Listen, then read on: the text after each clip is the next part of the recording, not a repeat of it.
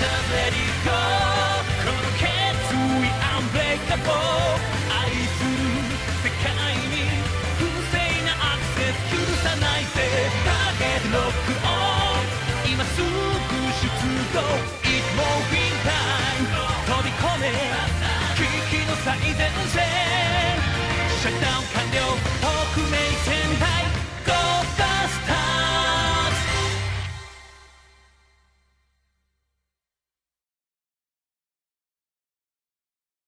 It's time to review MediEvil Resurrection! Woo!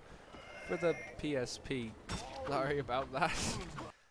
In 2005, to celebrate the PSP's launch in the West, Sony Computer Entertainment Europe Division Cambridge did a remake of their most well-known title, old 3D platforming hack-and-slash hybrid MediEvil, which, incidentally, was one of my favorite PlayStation 1 games as a kid, and to this day, it's actually pretty damn fun.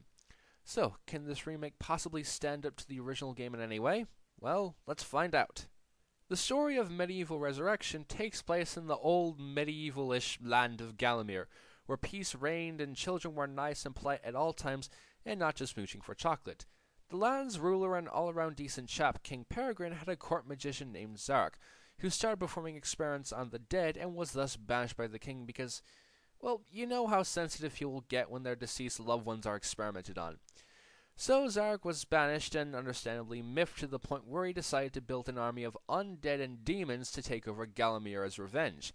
The king retaliated by sending his own massive army led by Sir Daniel Fortescue, who was given that position because he was a really good storyteller. I'll let that particular decision speak for itself. So, understandably, Dan gets killed in the first arrow fired in the battle, and during the fight, Zark disappears. The king, not wanting to look like a right tit, claims that dead man Dan had died while killing Zark, and so Dan gets a hero's burial. 100 years pass, and Zark returns to control Galamir, and starts bringing the dead back to life with these resurrecting spell trail thingies, and one of these happens to go into Dan's tomb, and the man's brought back to life. Now that Dan's alive again, or as alive as someone who's been dead for a century can be, he decides to defeat Zark properly to really earn the title he was given as Galamir's hero long ago. The game is a hybrid of a 3D platformer and a beat-em-up, where the goal is to get from point A to point B, the latter of which is the trail of the gas that brought you back to life. The analog knob and presumably the D-pad allows you to move around. The X button is the context-sensitive and quick attack button. The square button has you unleash a slower but more powerful attack. Neither of the two buttons can be held to unleash a more powerful attack.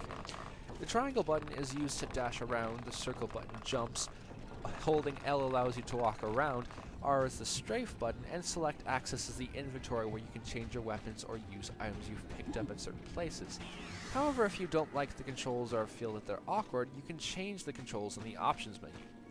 Now, there are a few items of importance. First of all, there is the health bottle, which is basically gives you an extra life and can be replenished. The health vial and a green gas, which act as your health replenisher. Treasure, which can be used to buy items or replenish your ammo at the statues of gargoyles. And finally, the most important one of all, the chalice. In every level, there's a chalice which you can collect, and it has a percentage of souls which increases when you kill a number of enemies.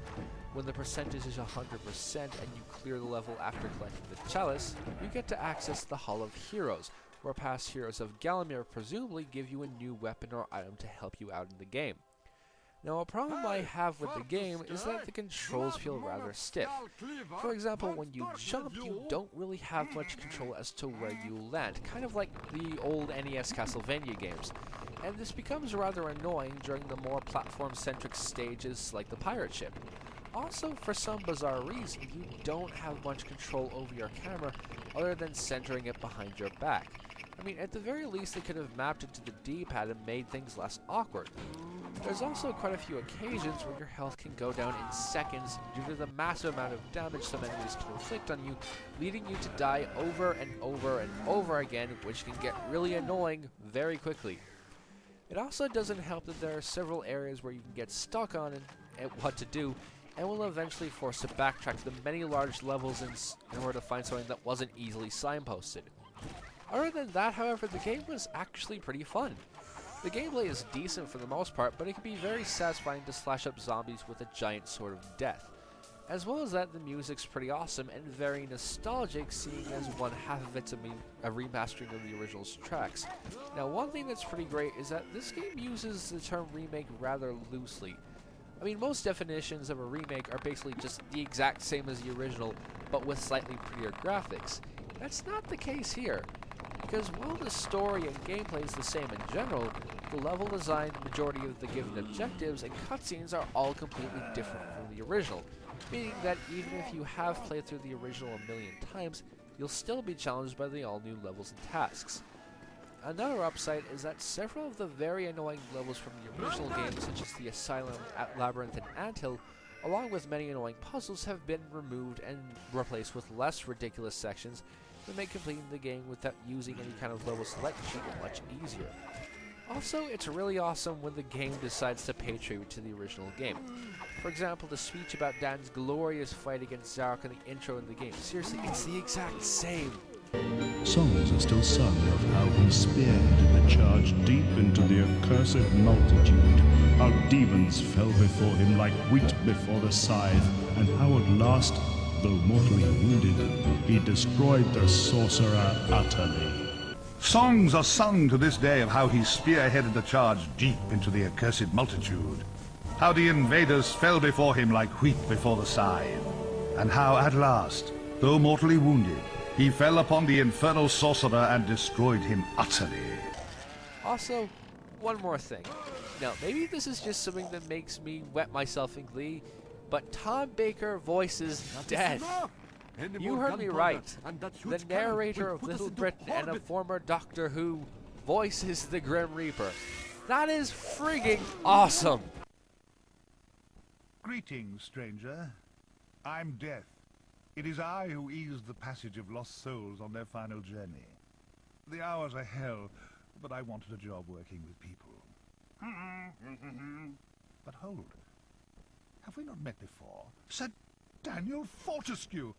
I've done you once already. I never forget a corpse. It's that pesky Zarok. I'm up to my eye sockets in the ex-deceased. Business hasn't been this brisk since the great massacre of Melomead. I may have to take on an intern. Overall, MediEvil Resurrection is a fun game with awesome music, completely new level designs, decent and satisfying gameplay, nostalgic throwbacks to the original, and Tom Baker voicing Death. However, I'm rather annoyed by the stiff controls, bad signposting, some very frustratingly difficult moments, and a lack of camera control. But, in any case, I give this game a rating of pretty good. While it's not spectacular, it's still a fun game to play nonetheless. Good luck, my brave but somewhat idiosyncratic team of adventurers. I'll take the boat upstream and wait for you by the ruins. Maybe point the icy finger of death at a heron or something, I don't know. Sometimes I think this job lacks the creative spark.